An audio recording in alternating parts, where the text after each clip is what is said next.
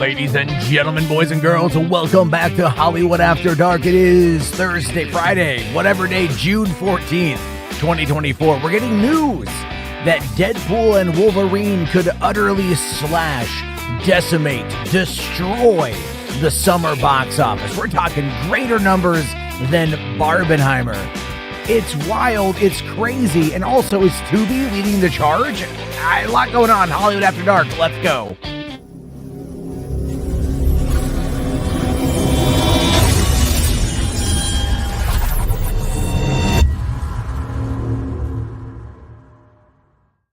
Hey, what's going on, everybody? How you guys doing? Welcome back to another episode of Hollywood After Dark. I really appreciate everybody tuning in. I would like to apologize for missing yesterday's show. I've been trying to do these more frequently, but life gets in the way. I had a doctor appointment, my kid had a speech therapist appointment, and then I had to go and work 11 hours. And so, much like the car fire I saw after a brutal accident on the freeway yesterday, my life can also be in flames sometimes. But there's a lot going on today that I want to dive into. And so we have a lot to deal with. It's going to be a good show. I do appreciate everybody who has been tuning in and offering up their comments and their support. I do mean to do more of the HWAD Squad mailbag. I just, again, forgot to post it earlier today. So weekends are a bit tough for me. It is an adjustment period while we do dive in and figure all this stuff out. But I would like to remind everybody that if you want to support the channel, you want to support the show, please become a member of the Hollywood After Dark Premium Club. That, of course, is the HWAD Squad. That is the channel membership. You can get badges here on YouTube. You can get your questions featured on the show. It is a great way to just help support it, keep it going. There are people who come to me quite often and ask me to do this all the time, and it's like, well, guys, we have to get to that particular point, but we're not there yet. It's building it up. Obviously, I don't have any, misillusions, delusions, whatever you want to say about where things are. I want to provide good quality commentary and then build up a community of people here who want to just discuss movies, who love diving into movies. And I also do a little show, if you don't know about it, called Patio Commentary. And this episode of Patio Commentary that I recently put out is all about Late Night with the Devil. That one is up right now on the channel.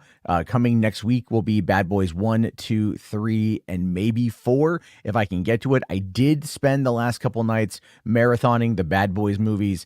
Love them. Forgot how much I loved them. Looking forward to diving into talking about them, especially Bad Boys 2. I just want to put this out there into the ether before we dive in.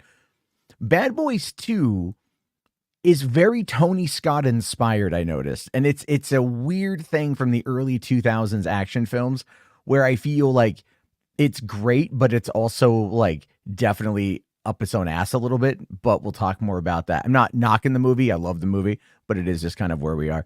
But if you do want to support that as well, you can contact me and I can do sponsored video posts. I have 3 that I have to do that are going to be coming out here also probably in the next week or so. And so, yeah, if you want to support the channel, the best way to do that probably is either become a channel member or sponsor an episode of Patio Commentary where I'll watch a movie you want me to watch and I'll talk about it and I'll dive into it. I'll give the history of it, give my thoughts, my opinions, and everything else. And of course, that's a big fan favorite here on the show. And I do appreciate everybody who does support that. So let's dive right into it because today is going to be a busy day and I have another 11-hour shift of work to get to after this. We've got a lot going on right now. Surprisingly, with like Blue Beetle, with DC Multiverse, with The Watchmen. They seem to kind of be doing a little bit of their stuff, and I'm a little bit I'm happy for them, to be honest with you. I am very happy for everyone over there at DC who right now are in a position to be able to have projects that are animated and that are going to be able to reach that audience. But I mean, first up, what we have here is a comic book. We're learning about this today. DC has announced a comic book tie-in for the Multiversus video game called Multiversus Collision Detected. Yeah, Multiversus what's it called again? Multiversus Collision Detected. If I could talk, I'm a little bit dyslexic. But here's what we know about this. All right, it's a new 6-issue limited series launching in September. Okay. It will be written by Bryan Q. Miller, illustrated by Jon Sommariva. The series will also feature covers by Dan Mora, if you care about any of that. The comic acts as a tie-in to Multiversus video game, bringing together iconic DC characters like Batman, Superman, and Wonder Woman, and Bugs Bunny. Because why not, right? Why not? Let's bring in Bugs Bunny, but no Daffy, no Elmer, no Marvin the Martian. I feel Marvin the Martian would be a good counterpoint to Superman's character. The story revolves around their investigation into a mysterious multiversal event. The unique crossover promises to blend the gritty world of DC superheroes with the whimsical universe of Looney Tunes, offering fans a fresh and exciting storyline. Oh, okay. I mean, look, I'm not against it. It sounds wacky. Okay, it sounds kind of crazy because, the story as it's explained here, as the heroes navigate the complexities of the multiverse, they uncover a plot that could have significant implications for their worlds. Yeah, that's kind of what happens when you have a multiversal plotline, right? It's the end game is always the same. Multiverses always have the same end game. I guess it's really just about the fun getting there, having Batman and Bugs Bunny banter, having Wonder Woman and Bugs Bunny banter. I mean, I don't know. Is it just Bugs Bunny? It says here that right now it's only Bugs Bunny, but you figure if you're going to bring in the Trinity and you're not going to bring in, the Trinity of Looney Tunes characters, right? It's going to be kind of weird. Obviously, it's an Elseworld story. If you guys know me, you guys know I'm not a big fan of Elseworld stories. I find them to be largely pedantic, largely unnecessary. This, of course, is a tie-in for a video game. It's not Injustice, which is what a lot of people want, but whatever. However, quick aside, The Boys season 4 just dropped, and there actually is a reference, a bit of a Easter egg calling back Mortal Kombat, as well as I think Injustice video games. So obviously, it's maybe alive and well in that universe to some extent. I don't quite know. But what we did find out a little bit more is that Blue Beetle, right? Our boy Jaime Reyes is actually going to be continuing on in a way that hopefully will allow us to get more from that world as a whole. So this is what we know here coming in today from Deadline, surprisingly. They say here that Warner Brothers Animation and DC Studios are in development on an animated series based on the Blue Beetle character. Miguel Puga, known for Casagrandes, will serve as a showrunner and director. The series is being executive produced by Angel Manuel Soto and Gareth Dunet Alcocer. If I'm mispronouncing that, I apologize. Angel Manuel Soto directed the movie. Oh, and Gareth wrote it. So it's the writer and director of the 2023 film. The animated series aims to build upon the movie's foundation while introducing its own unique storyline rather than retelling the same narrative. It's expected to explore the new adventures for the character, potentially paving the way for a future return to the big screen for Zolo Maraduenas. God, if I butchered that, I apologize. Portrayal of the Blue Beetle. Although many details right now are in flux, the project has received positive feedback from key members of the cast. And so this is a good thing. Make no mistake about this. This is an absolutely good thing. And the reason why this is an absolutely good thing is it backs up, in my mind, everything I've been saying about DC for the longest time, which is fuck it. Fuck live action. You're done. You're cooked live action wise. We know this. The 4 movies that came out last year just cratered at the box office. Okay? They cratered at the box office.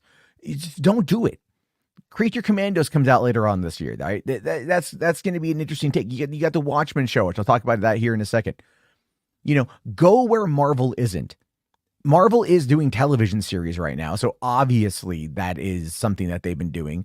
The Watchmen, again, I'll be talking about that here in a second, does kind of look a little bit like the What If style of CG, visuals and whatever. But the reality of it is that you need to go where Marvel's not. Do animated feature films, give it the high budget, get it. Bring in Jay Oliva to direct it. We know his work on The Dark Knight Returns, part 1 and part 2 was phenomenal. That could have easily gone to theaters, easily made $1 billion, and easily been up for Best Animated Feature. There's no reason why you can't do that these days, but they're so stuck in this idea of having to go live action to compete with Marvel. Marvel's got that dominated, as evidenced by the final story of tonight talking about the potential box office haul for Deadpool 3. Go where they're not, okay? Don't chase the puck anticipate where the puck is going to go. And I'm glad that they're doing this, but I'm getting tired of repeating it because look, you may disagree. And if you disagree, let me know. I want to know these things. But I don't think I'm wrong. I don't think that I'm wrong. It's like, why continue to do the same thing and expect the same results? That's the definition of insanity, which sadly summarizes DC more often than not. However, we did get a look at the new Watchmen adaptation, the 2-part animated Watchmen adaptation, which this shot right here looks a lot like Zack Snyder's movie, which apparently everybody wants to get away from. But here's what we know about this. Warner Brothers has teased for an upcoming animated adaptation of the acclaimed Watchmen graphic novel. This new adaptation follows previous versions, including Zack Snyder's 2009 film, The Ultimate Cut with the animated segments, and the 2019 HBO series by Damon Lindelof. By the way, that 2019 HBO series is fire. So good. Sequel to the graphic novel, not to the movie, even though it heavily pulled visually, aesthetically from the film. It's a nice way to kind of have a crossover. So damn good. Would love to see more, but as just being a limited series, it was boss. It was great. It was, as the kids said 20 years ago, it was fetch. No, you can't make fetch happen. Stop trying to make fetch happen. Anyway, the new adaptation, God, that was a fucking dad joke. Jesus Christ, guys, I'm sorry. Anyway, the new adaptation aims to stay true to Alan Moore's original work while incorporating modern CG animation with a distinctive 2D stylization. The first part of this 2-part event, titled Watchmen Chapter 1, very unique, very unique title, is set to debut on Blu-ray and direct-to-video D in August 2024, shortly after San Diego Comic-Con, meaning they are going to probably screen the whole thing at San Diego Comic-Con, and I'm not going to San Diego Comic-Con this year, so I'm going to have to freaking wait. The second part is expected to follow in early 2025. The story obviously set in an alternate 1985 America, where vigilante Rorschach investigates the murder of a former superhero colleague. You know the story, you know it, you love it. Squids or not, folks. You know it, you love it. Are they going to do the Squid ending? Or are they going to do the Snyder ending? Arguably, I think they're going to do the Squid ending because people will fucking lose their shit, like the Squid ending. Like it's like when they did Return of the Joker and they added in that like 25, 30, 40-minute opening with Barbara Gordon and everyone got real mad because she fucked Batman. And I'm like, but that's what set Batman up to go to Arkham, to talk to the Joker, to get that storyline. You still have to have the setup for it to be there. But of course, it was an addition that not a lot of people liked, even though the movie did very, very, very well. And Fandango screenings, like they added screenings, and it was like number 2 in the home video sales for 4 weeks, directly underneath BVS, the Ultimate Edition. So like, yeah, like the movie did well, despite people talking lots of trash about it. It's funny when you see the general consensus on social media and you start to think that that's actually how people view things. It's not real life. It's not real. We talked like really in these cases, it's a lot like that. It is in many ways like that. It's just kind of like freaking frustrating as all hell. One of the reasons is, here, I'll bring this up right here. I mean, I'll kind of quickly dive off into something that I wasn't going to bring up, but it kind of falls in point with it, right? So today I posted this on Twitter where I said, it's finally time to move on from Jeremy Jahns. So I'm telling YouTube, do not recommend me his channel. And people out there might go, but Matt, but Jeremy Jahns is great. Who doesn't love Jeremy Jahns? Everyone loves Jeremy Jahns. It's Jeremy freaking Jahns. He's an OG. He's like the nostalgia critic. He's just whatever. I'm like, look, man, you can like Jeremy Jahns all you want. Okay. What I see when I see Jeremy Jahns, and I'm just going to be honest when I talk about this, I see a guy riddled with like chud logic, okay? Infected with chud brain rot. All right. What I see is a dude who is stuck by reviewing these things he clearly doesn't like anymore. There's so many projects he's not really caring for, so many things he's being outwardly negative of. And I think he's doing it subconsciously or consciously because there's more money involved with being negative on something rather than being, positive on something. If I recall correctly, he lives in the Seattle area. I do as well, albeit southbound. And it is very expensive to live in the Seattle area. And if you want to live in the Seattle area, you have to make a certain amount of money, which means that if he figures out, and I'm just running speculative, commentary here, but if he decides that, oh man, he's going to have to run that kind of narrative in order to be able to fund living in one of America's most expensive cities, rather than holding true to his own fucking morals and, like not being a chud, then yeah, maybe that's what he has to do right now. I don't quite know. But either way, it's not even that I care what his opinions on The Acolyte are. It's not that I even really care. I don't need the content that he makes, because his content is so fastly edited. Like, I know he's got ADD or ADHD or whatever, and I'm not like criticizing that because I don't want to like shame him for having that, but his editing style is in tune with that. My brain doesn't work that way, so I don't like it. If you like it, good for you. But as more people have told me recently, they've unsubbed from him because of the way he covers more things negatively and has become a bit of a chud. And that, again, falls in line with the kind of media that you consume very, very, very much will alter your own outcome for how you view things. And it's hard to describe this to people, because if all you do is surround yourself with people saying, this is bad, this is crap, this is terrible, this is garbage, that's all you're going to see when you look at it. That's all you're going to see. We are highly susceptible to the media that we watch or what we engage with on the internet. I'll give you guys a primary example. I've talked about this on live streams. I'll quickly bring it up again. Last summer, Indiana Jones Dial of Destiny, that movie was being skewered.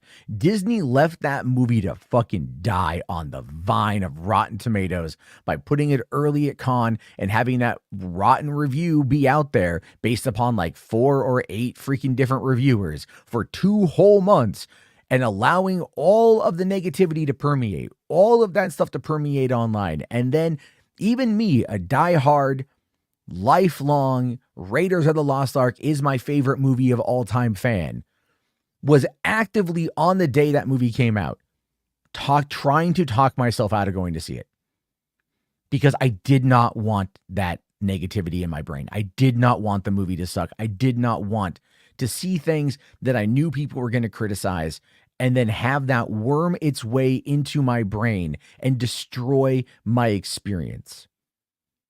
And I'll give you guys a reason why. When I saw The Dark Knight Rises, it ain't the best movie ever, okay? But when I saw The Dark Knight Rises, it was so hyped for me, so unbelievably hyped for me. The people that I saw it with were friends of mine who were more of like the indie cinema, film goer, right? They like that kind of cinema and whatever. And all they did is just snicker and talk shit throughout the whole fucking movie. And you know what that did? It fucking altered my perception of the movie to the point of where, guess what, folks? Since July of 2012, it's been fucking 12 years now, I haven't watched The Dark Knight Rises. I've never gone back to it. It destroyed my perception of that movie so much. And maybe I'm just overly sensitive, and I'll admit that. But it destroyed it for me.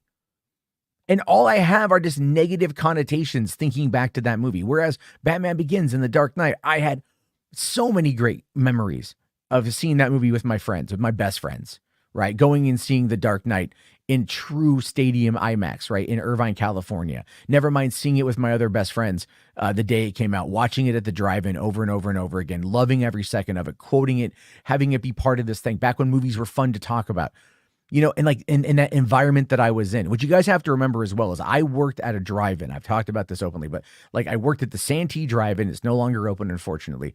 But when I was there, we were with people who loved movies. We were surrounded by people who loved movies, and that's all we would talk about.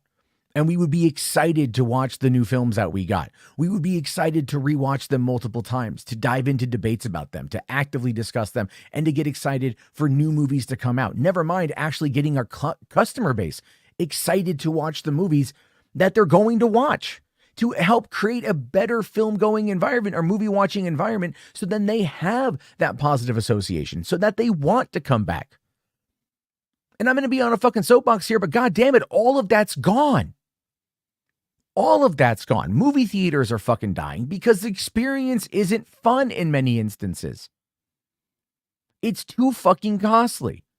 Then you get online and you're like, I just want to talk to other people about what I enjoy talking about, and everything is attacked, especially if it's studio content. everything is terrible. Everything is woke. Everything is SJW. And all of these knuckle-dragging douchebags have to call it all out. Because that's how they make their money, by being negative. And that, in turn, makes you fucking negative. And so that's the thing. Last year when I was getting ready to go see Indiana Jones, I was so in my goddamn head about it. And I forced myself to go see the movie. Like, legitimately forced myself. And I loved it. I walked out of that movie. I was teary-eyed. Fucking that movie was great. I love it. That's what movies are supposed to do to us. It is an art form set to evoke emotions. Emotions of sadness and horror and dread and excitement and, tantalizing your nether regions depending on the kind of movie. Erotic thrillers are a thing, folks. Don't think, come on, anyone who's watched 9.5 Weeks, you didn't pop a boner to Kim Basinger? Liar. All right, you never fallen in love with an actress or an actor after watching a movie? Okay?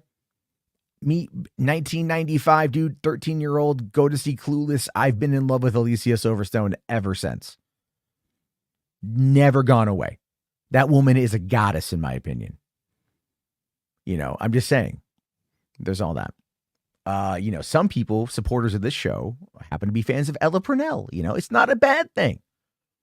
Loving this stuff is not a goddamn fucking bad thing. But we live in this world that's just permeated by everything is either good or bad in the moment, in the instant that you watch it. Yet here it is 20 some odd years later, 25 years since The Phantom Menace. They just had that re-release. People went to go see it again and they're like, it's not that bad. It's not that bad. We're going to have that again in 3 years, in 2027. We're going to have the 25th anniversary of Attack of the Clones, and I'm expecting the exact same commentary to come out of that. I'm expecting those people to come out of that movie that were like, I saw this when I was younger, and I didn't understand the geopolitics being critiqued in the movie. But now that I'm older and I have lived experiences and I understand the world at large, I'm going to be able to look at this movie and go, God damn, Lucas was saying something. And then, of course, 2030, we get the 25th anniversary of Revenge of the Sith. And, oh, Lordy, we all going to be feasting on that one. That movie's great. I don't care. I love that goddamn movie. That's going to be great to see in theaters again. But that's what I'm saying, is these movies that we're supposed to like. Why does everyone fucking hate them so much? I don't get it. I saw a thing, and I'm on a soapbox, and I apologize. There is more news to get to, and I don't have a lot of time, but now I'm hyped up. I saw a clip, just a headline, just the title and the thumbnail, like Asmongold. I'm not even a fan. But he was like, here's why people are playing older games. And I haven't seen it, but I think I understand why. He's gonna probably say it's not woke, it's not DEI, ESG, any of that stuff, right? And people might make the same comment about older movies. Why are we watching older movies? Because it invokes nostalgia, you dingus. Just the other day, I picked up the 35th anniversary edition 4K steelbook of Killer Clowns from Outer Space. Do I need that movie in 4K when Blu-ray or DVD would suffice? No. But do I love that goddamn movie as one of the cheesiest, funniest horror films of all time? Yes. I adore that movie. I recently just got the 4Ks of Escape from New York, They Live, Bubba Hotep. And what was the other one I got? I forget. People Under the Stairs, right? Love those movies. They hold up after all these years. Like I said at the beginning of the stream, I watched Bad Boys 1, 2, and 3. 1996, 2000, or 95, I think, right? 95 or 96, 2003, then 2020. The movies are distinctively different, but they're all fun, and I enjoyed watching them for all the right reasons. It's fine to like movies. It's fine to enjoy things. And you know what? I'm not the only one that thinks that. I'm not the only one that really thinks that, because guess what, folks? This is from the LA Times. As streaming becomes more expensive, Tubi cashes in on the value of free. Now, we talk about Tubi pretty often, right? We do. We talk about Tubi pretty often because Tubi is awesome. I still really want to get up and do Tubi Tuesdays, where we watch a movie. Channel members watch a movie. We watch something on Tubi. I still need to do that because Tubi is the shit. Okay, that's where I watched Blair Witch and did a patio commentary on it. That's where I watched Lake Mungo, did a patio commentary. I still need to record the assignment episode, but I did watch that on Tubi as well. I watch a lot on Tubi. Tubi is my go-to when I'm on break at work and I just need to kill an hour and a half or something. I'll watch a movie on there. It is awesome. But according to the LA Times, here's what they say. As streaming subscription prices rise, Tubi, the free ad-supported video on-demand service owned by Fox Corp, this is a Fox company, by the way, is experiencing significant growth. In May, Tubi recorded its highest viewership ever, with an average audience of 1 million viewers, a 46% increase from the previous year. This growth positions Tubi ahead of paid competitors like Disney Plus, Peacock Max, Paramount Plus, as well as other free services like the Roku channel and Pluto TV. Nielsen data highlights that Tubi's success is driven by the appeal to cord nevers and cord cutters who prefer free content over subscription services. People will sit through advertisements if they like something, by the way. Approximately 63% of Tubi users have never subscribed to a pay TV package. Half of its audience is categorized as multicultural, including Black, Latino, Asian, and LGBTQ plus viewers. Analysts note that Tubi's revenue grew by 22% year over year, even as the overall advertising market struggled. Tubi's continued success underscores its growing demand for affordable streaming options in an increasingly competitive market. Gee, I wonder why people like Tubi. They have a great selection of relatively, big movies. They have got they've got great horror selections. They have got, if you like black cinema, they've got a lot of black cinema, right? Like we're talking a ton of stuff. I can't say it's all good. I can't say it's all bad. I haven't seen it, but there's a lot of that on there, and it definitely, you can find very odd things on Tubi, and people like the oddities. They like being able to just kind of thumb around and find something. And they don't have to, they don't have to pay for it. There's just advertisements. I mean, I was showing my kid one night Tubi, and we ended up watching Teenage Mutant Ninja Turtles: Secret of the Ooze. And it was completely ad-free for the entire movie. And we sat there and we watched it and had popcorn in bed. It was great. Tubi is awesome. It's such a great service. And honestly, I've been tempted to cancel Netflix. I've been tempted to cancel Disney Plus and Amazon because you know what? I only watch it for a couple things, and Tubi is something that's free, and it's like, that's kind of, it's cost saving right now when a lot of things like rent and food are still up, which is something that, the government's dealing with, but that's a whole other damn conversation for down the road. But speaking of the government, at least lawsuits, Gina Carano had a win. I'm surprised. Gina Carano had a W. We have to kind of give it up for the W, I guess. This came in yesterday, or no, a couple days ago, actually. Sorry. Mandalorian's firing lawsuit, how Gina Carano's team and Disney are battling in court. Now, I talked about this the other day. I brought this up in regards to Gina Carano on Twitter kind of croning on about it. Still think she's going to lose. That being said, though, apparently a federal judge might disagree with me, and it's not the first time that's happened. So what we know now is a federal judge has ruled that Gina Carano's lawsuit against Disney and Lucasfilm can proceed. Carano, who was terminated from The Mandalorian due to controversial social media posts, claims wrongful termination and discrimination. The lawsuit addresses whether the First Amendment protects a company's right to disassociate from employees whose public views clash with the company's values. The Disney lawyer argued for dismissal, asserting their right to protect their brand's integrity. However, Judge Sherilyn Peace Garnett highlighted disputed facts that warrant further investigation. Carano's lawyer emphasized that her comments were made on personal accounts, not on the show. The case touches on significant issues regarding free speech, employment rights, and corporate image control. And the other side about this is that Elon Musk is currently funding the lawsuit as a gigantic FU to Bob Iger, who pulled the advertisements from Twitter. Twitter is a mess. We know Twitter is a mess. X, whatever you want to call it. It's Twitter. We're always going to call it Twitter. It's an absolute mess.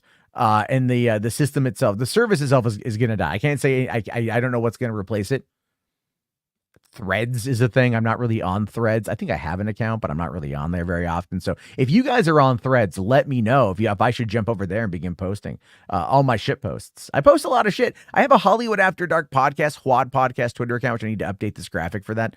but it's like I can't get any traction. It's so weird. It's so weird. But that's Twitter for you. It's hard to get traction to build up everything. But getting into the final story of the night, let's talk about Deadpool and Wolverine could demolish a major box office record. And this is a big deal, folks, because there has been struggling box office this summer so far. We know Marvel movies have been struggling in regards to some of their box office totals, even though the movies themselves aren't as bad as people are making them out to be.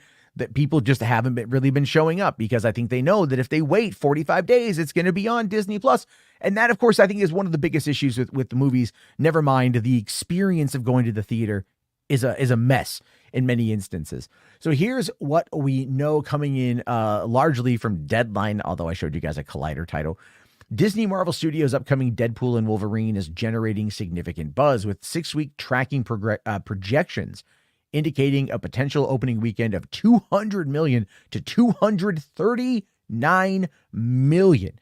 If achieved, this would mark the first R-rated film to open at $200 million, surpassing the current record held by the original Deadpool 2's $132.4 million debut, or the original Deadpool was $134.2 million in 2016. Because it opened to like 44 million in like 2018 because they released it like a week before Solo and it was in the middle of May. Very bad time to release Deadpool 2. It would have had a higher opening if it wasn't sandwiched in a crowded season. It's just I swear to God, these studios, like they've got all of these metrics and everything is still a gamble regardless. Anyway, the films. This film starring Ryan Reynolds and Hugh Jackman is expected to be the biggest opening for both actors. Audience interest is exceptionally, if I could talk, Jesus, exceptionally high, with tracking metrics indicating strong anticipation across all demographics, particularly among men. This is going to be testosterone. This is a testosterone overload. It doesn't matter if Deadpool is pansexual. Someone's going to be walking out of there with a really, really wet penis. The film's release on July 26th is supposed to be the summer's biggest box office event, potentially outperforming other major releases. Yeah. Inside Out 2 opens up today, and that's tracking for $100 million, I think, opening weekend. You know, I mean, like nothing, not a lot's come close, folks. Not a lot's come close. It's going to be tough. The excitement surrounding Deadpool and Wolverine is we just know it's going to be there. So it's a testament to the enduring popularity. Okay, I had to summarize it using AI, and it gave me the AI nonsense. I should have called that from the beginning there. Anyway, Deadpool Wolverine is going to be the big one to watch. Deadpool Wolverine is going to be the one that's going to dominate the rest of the summer. This is the Barbenheimer event. This is going to probably destroy Barbenheimer total. It's going to be the biggest movie of the year. I'm calling it now, $1.5 to $2 billion. Yeah, I'm saying it. It's going to be $1 billion, over $1 billion, 100%. If Joker did over $1 billion, Deadpool, if it's good and rewatchable and has enough, and like there's nothing else that's going to come close, people are going to flock to it during the last month. Watch its August numbers be very good. Not just the weekend numbers, like watch the weekday numbers, because a lot of people don't watch the weekday numbers. The weekday numbers give you a good indication of how well something is going to do during the week. But of course, as I mentioned this the other day, if it's also possible right now that Deadline is poisoning the well. Because if they're putting out there the box office, this is coming in through long range tracking, that the box office can be upwards of 239 million. What if it only does 150 million opening weekend? Right? Sure, it beats Deadpool 2, but it comes shy of tracking projections. How many negative headlines are we going to see as a result of that? Right? How many headlines are we going to see that are going to go, well, it was projected to do 200 million, but it only did 175 million. Never mind astronomical record-breaking numbers, but it's not fucking good enough. And the media, again, Hollywood Reporter, Deadline, Variety, IndieWire, The Wrap, Rolling Stone, and a slew of others are all owned by Penske Media, and they control the fucking information that we get through Hollywood.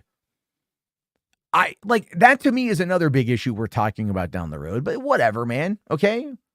Whatever, But anyway, go. I already got my tickets. I'm sure you've already got your tickets. It's already going to be a big movie. It's going to be the biggest movie of the year, hands down, full stop.